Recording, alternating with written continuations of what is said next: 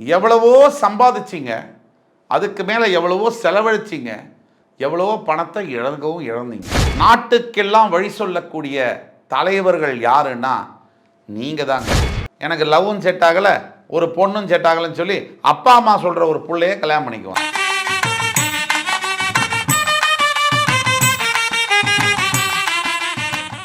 எப்பவும் போல இறைவணக்கத்தை கூறி இந்த வீடியோ தொடங்குவோம். வக்ரதுண்ட மகாகாய சூரியகோடி சமப்பிரபக ஹவிக்னம் குருமே தேவ சர்வகாரியேஷு சர்வதா. தென்னாட்டுடைய சிவனே போற்றி, என் நாட்டவர்க்கும் இறைவா போற்றி. அன்பர்களே, நண்பர்களே, இன்னைக்கு புதியதொரு பொழுதில் உங்களை எல்லாம் சந்திப்பதில் மிக்க மகிழ்ச்சி கொள்கிறேன். என்னுடைய வீடியோஸை தொடர்ந்து ஃபாலோ பண்ணிட்டு வர, எல்லா சேனல்களையும் ஃபாலோ பண்ணிட்டு வர அத்தனை அன்பர்களுக்கும் நண்பர்களுக்கும் கோடான கோடி நன்றியை தெரிவித்துக் கொண்டு இன்றைக்கி நம்ம பேச போகிறது ஒரு புதிய ஸ்பெஷலான ஒரு தலைப்பு. அதாவது சிம்மராசி. சமீப காலகட்டங்களில் சிம்மராசி அன்பர்கள் பெரிதளவில் இந்த சேனலையும் என்னுடைய வார்த்தைகளையும் ஃபாலோ பண்ணிட்டு வர பட்சத்தில் சிம்மராசிக்கென்று பல புதிய படைப்புகளை தர விரும்புகிறோம். அந்த வரிசையில் இன்றைக்கி நம்ம பேச போகிறது சூப்பர் எக்ஸ்க்ளூசிவான ஒரு டாபிக். அதாவது கிட்டத்தட்ட 39 ஆண்டுகளுக்கு பிறகு ராஜாதி ராஜயோகம் பெறும் சிம்மராசி. இதுக்கு என்ன காரணம் அப்படிங்கிறத பற்றிலாம் விவரமாக பேசுவோம். இந்த வீடியோவை முழுசாக பாருங்கள். இந்த வீடியோ உங்கள் வாழ்வை மாற்றியமைக்கும் என்பதில் எல்லளவும் சந்தேகம் தேவையில்லை. கண்டிப்பாக உங்களுக்கு நல்ல வழியை சொல்லித்தரும், இந்த உங்கள் பாதையை மாற்றித்தரும், முன்னேற்றத்தை கொடுக்கும் இந்த வீடியோ. இந்த காணொலியை முழுசாக பாருங்கள். உங்களோட ஃப்ரெண்ட்ஸ், ஃபேமிலிஸ் அண்ட் ரிலேட்டிவ்ஸ்க்கு ஷேர் பண்ணுங்கள். இந்த வீடியோ உங்களுக்கு பிடிச்சிருந்துன்னு சொன்னால் லைக் பண்ணி கமெண்ட் பண்ணி தயவுசெய்து சப்ஸ்கிரைப் பண்ணுங்கள். பல அன்பர்கள் இந்த வீடியோ சேனல்ஸ்லாம் பார்த்துட்டு தான் வரீங்க, ஆனால் ஏதோ ஒரு காரணத்தினால சப்ஸ்கிரைப் பண்ண விட்டுறீங்க. சப்ஸ்கிரைப் பண்ணிவிட்டு பெல் பட்டனை ப்ரெஸ் பண்ணால் மட்டும்தான் அடுத்து வரக்கூடிய வீடியோ நோட்டிஃபிகேஷனாக உங்களுக்கு சேரும். ஆக 39 ஆண்டுகள். இந்த சிம்மராசிக்கென்ற தனித்துவம் என்னன்னு கேட்டிங்கன்னா, உண்மையிலேயேங்க ராஜா அப்படின்னா நீங்கள் தாங்க. இந்த சிம்மராசி அன்பர்கள் பார்த்தீங்கன்னா, எதற்கும் பயம் என்பது உங்களுக்கு இல்லை. எதை நினைச்சும் பயம் இல்லை, எதை பற்றி கவலையும் இல்லை. எவ்வளவோ சம்பாதிச்சிங்க, அதுக்கு மேலே எவ்வளவோ செலவழிச்சிங்க, எவ்வளவோ பணத்தை இழந்தீங்க. இதை எதை பற்றியும் கவலை இல்லை உங்களுக்கு. உங்களுடைய வாழ்க்கையில் அடுத்து என்ன நடக்க போகிறது அப்படிங்கிறத பற்றி தான் உங்களோட கவனம் மற்றும் எல்லாமே அதில் தான் இருக்கும், எண்ணம். பல சிம்மராசி அன்பர்கள் ஏற்கனவே சொன்னது போல காதலிக்காமல் இருக்கக்கூடிய சிம்மராசி, லவ் பண்ணாமல் இருக்கிற சிம்மராசி அன்பர்கள் என்பது இருக்கவே முடியாது, வாய்ப்பே இல்லை. Rare of the rare of the rare of the rarest. விதி விலக்குகள் விதி ஆக முடியாது. 1-2% சிம்மராசி அன்பர்கள் லவ்வே செய்யாமல் இருக்க முடியும். ஆனால் 98% சிம்மராசி ஆண்களாக இருந்தாலும் சரி, பெண்களாக இருந்தாலும் சரி, காதலிக்காமல் அவர்களுடைய வாழ்க்கையில் இருக்க முடியாது. அப்பேற்பட்ட சிம்மராசியில் 3 நட்சத்திரங்கள் வருது. மகம், பூரம், உத்திரம். மகம் என்பது கேது பகவானுடைய நட்சத்திரம். பூரம் என்பது சுக்கிர பகவானுடைய நட்சத்திரம். உத்திரம் என்பது உங்கள் ராசியின் அதிபதியான சிம்ம ராசியின் அதிபதியான சூரிய பகவானுடைய ஒரு நட்சத்திரம். இதில் மக நட்சத்திரம் 4 பாதங்கள் முழுசாகவும், பூர நட்சத்திரம் 4 பாதங்கள் முழுசாகவும், உத்திர நட்சத்திரம் 1 பாதம் முடிய 9 பாதங்கள் அடங்கிய இந்த அற்புதமான ஒரு ராசி. நாட்டுக்கெல்லாம் வழி சொல்லக்கூடிய தலைவர்கள் யாருன்னா நீங்கள் தாங்க. உங்களுக்கு பாருங்க, இது வரைக்கும்ங்க நீங்கள் எதிர்பாராத வாழ்க்கை உங்களுக்கு வரப்போகுது. இது வரைக்கும் நீங்கள் எதிர்பாராத வெற்றிகளை குவிக்கப் போகிறீர்கள். நினைச்சே பார்க்க முடியாத வெற்றி வந்தடையும். நீங்கள் எண்ணி பார்க்க முடியாத அளவுக்கு உங்கள் வாழ்க்கையில் நல்ல விஷயங்கள், நல்ல மாற்றங்கள் என்பது நிகழப்போகிறது. வருகின்ற புத்தாண்டில் மட்டும் இல்லைங்க, அடுத்து வரக்கூடிய பல வருடங்களாக நீங்கள் நல்ல நிலையை அடைவதற்கான அத்துணை விஷயங்களும் நடக்க தான் போகுது. உறவுகளில் பிரிந்த மனைவி கணவனை சேருவது முதற்கொண்டு, பிரிந்த குழந்தைகளை சேருவது முதற்கொண்டு, விவாகரத்து வரைக்கும் போய் கோர்ட்டில் தீர்ப்பாகிற நிலைமையில் இருக்கக்கூடிய தம்பதிகள் ஒன்றா சேர்ந்து அற்புதமாக ஒத்துமையாக வாழக்கூடிய நிலைமை என்பது நடக்க தான் போகுது. அது மட்டுமில்லை, இழந்த மரியாதை, இழந்த அந்தஸ்து, கௌரவம், செல்வாக்கு இதையெல்லாம் திரும்பி பெற்று உங்கள் வாழ்க்கையில் நீங்கள் வந்து மிகப்பெரிய உயரத்தில் உட்கார தான் போகிறீங்க. இது நிச்சயமாக நடக்க போகுது. 39 ஆண்டுகள் அப்படின்னு சொன்னதுக்கு காரணம் உண்டுங்க. ஒரு மனிதன் சராசரியாக மக நட்சத்திரத்தில் பிறக்கிறாங்கன்னு வைத்துக்கொள்ளுங்கள். இப்போ கேதுவுடைய நட்சத்திரம் 7 வருடங்கள் அவர்களுக்கு கேது திசை நடக்கும். அதில் சுமார் 5 வருடங்கள்னு எடுத்துக்கோங்க. ஒரு மக நட்சத்திரம் 1ஆம் பாதத்தில் பிறந்தா கூட சொற்பமான கேது திசை பாக்கியாக இருக்கும். ஒரு 5 வருஷ கேது திசை இருக்குது அப்படின்னு வச்சுக்கிட்டா கூட அடுத்து வரக்கூடிய பூர நட்சத்திரம் என்பது சுக்கிரனுடைய நட்சத்திரம். ஒரு 20 வருஷம் சுக்கிர திசையும் நடக்குது அப்படின்னு வச்சுக்கிறோம். அதற்கு அடுத்தபடியாக உத்தர நட்சத்திரம். ஒரு சராசரி சிம்மராசியில் பிறந்த ஒரு நார்மல் சுய ஜாதகம், பிறப்பு ஜாதகம் இருக்கக்கூடியவர்கள் ஒரு பிறக்கும் போது கேது திசையில் மக நட்சத்திரத்தில் பிறக்கிறாங்கன்னு சொன்னால் அவங்களுக்கு ஒரு 25 வயசில் சுக்கிர தசை முடியும். இந்த சுக்கிரனானது இளம் வயதில் சில பயங்களை ஏற்படுத்தும், சில பயத்தை கொடுக்கும். ஆனால் அலாதியான ஒரு வாழ்க்கையை கொடுக்கும். நல்ல என்ஜாய் பண்ணக்கூடிய ஒரு சைல்டுஹுட்டை கொடுக்கும். அதாவது சுகபோகமாக வாழறது, நினைச்சதை சாப்பிட்றது, நினைத்த ஆடைகளை உடுத்துவது, நினைத்த இடத்திற்கு போவது, பந்தம், பாசம், உறவுகள், நட்பு, காதல் அப்படின்னு இவங்க வாழ்க்கையை நிறைஞ்ச ஒரு வாழ்க்கையாக முதல் 20 ஆண்டுகள் 25 ஆண்டுகள் கொடுத்துடும். அதற்கு அடுத்தபடியாக சுக்கிரதசை முடியறதுக்குள்ளேயே சிம்மராசியில் பிறந்த அன்பர்களுக்கு கல்யாணமும் ஆயிடும். முதல்ல ஒரு லவ் பண்ணுவாங்க, அது கண்டிப்பாக ஃபெயில் ஆகும். அதுக்கு அடுத்தது ஒரு லவ் பண்ணுவாங்க, அந்த லவ்வும் புட்டுக்கும். 3வது ஒரு லவ் பண்ணுவாங்க, அந்த லவ் வந்து அப்படியே தட்டு மாதிரி கல்யாணம் வரைக்கும் வந்து புஸ்வானம் மாதிரி ஆகிடும். 4வது ஆட போயா எனக்கு லவ்வும் செட் ஆகலை, ஒரு பொண்ணும் செட் ஆகலைன்னு சொல்லி அப்பா அம்மா சொல்கிற ஒரு பிள்ளையே கல்யாணம் பண்ணிக்குவாங்க. அந்த பிள்ளையோட போராட்டம் இருக்கும். அதுக்கு அடுத்தது வரேன். இது சிம்மராசி அன்பர்களுடைய வாழ்க்கையில் நிதர்சனமான உண்மை. சிம்மராசியில் பிறந்த 75% பேர் இப்போ நான் சொன்னது தான் அனுபவிப்பாங்க. 25% பேர் வேறு விதமாக அவங்க சுய ஜாதகத்தின் காரணமாக மாற்று பலன்கள் இருக்கலாம்.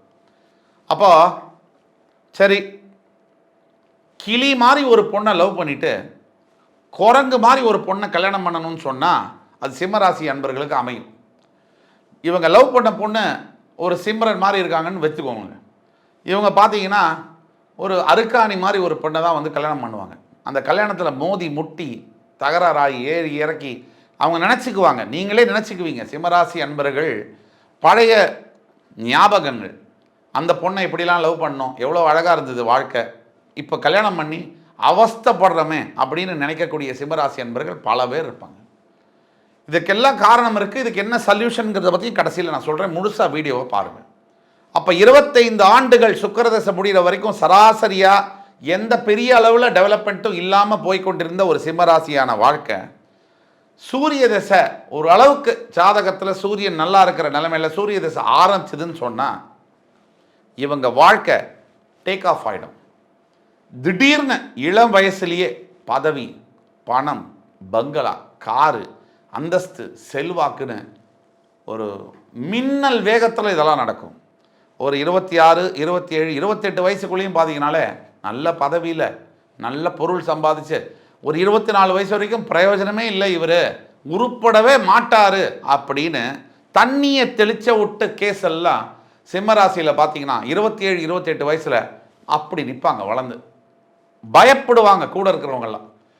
என்னையா நேற்று வரைக்கும் தெருவில் சுற்றிட்டு இருந்த பையன் இன்னைக்கு தெருவே அவன்தாங்கிறான், அந்த மாதிரி மாறிடுச்சு அப்படின்னு ஆச்சரியப்பட வைக்கக்கூடிய தன்மை என்பது சிம்மராசி அன்பர்களுக்கு உண்டு. இதில் பெண் சிம்மராசி அன்பர்கள் இன்னுமே அதிகம்.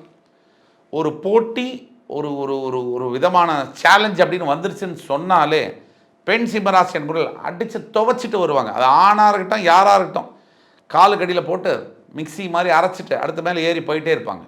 இது சிம்மராசியுடைய குணாதிசயம். ஏன்னா உண்மையிலேயே நீங்கள் அரசன் ஆளும் தன்மை என்றால் அது நீங்கள் தாங்க, சிம்மராசி நேர்கள் தான்.